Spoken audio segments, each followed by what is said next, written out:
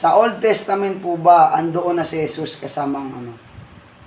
Oo naman, andoon na ang Panginoong Hesus. Tingnan natin sa Genesis chapter 1 verse 26. Nandoon na yung Ralph, yung tatlong persona nandoon na.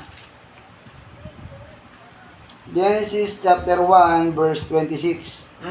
Pagkatapos, sinabi ng Diyos, ngayon, likhain natin ang tao ayon sa ating larawan, ayon sa ating wangis.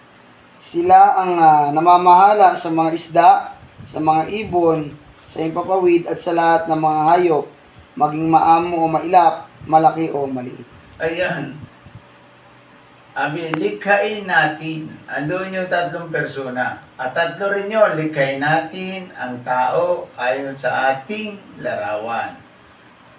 Kaya, ibig sabihin ko, yung tatlong persona, andoon na. Nandoon na si Jesus Christ. Tingnan natin dito sa Juan chapter 1, verse 1 to 5.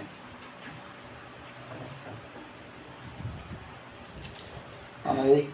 John chapter 1, verse 1 to 5. Sige.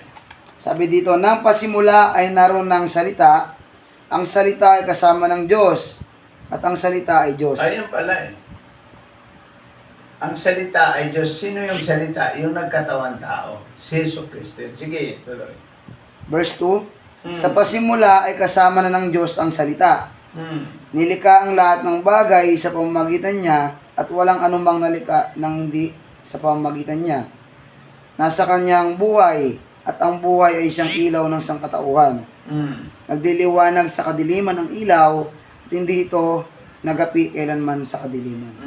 Hindi na, maliwanag na ang ating Panginoong Jesucristo ay Diyos na nagkatawan tao at nandoon na siya bago palikhain ang mundo. At hindi ito malilika kung hindi dahil sa Kanya.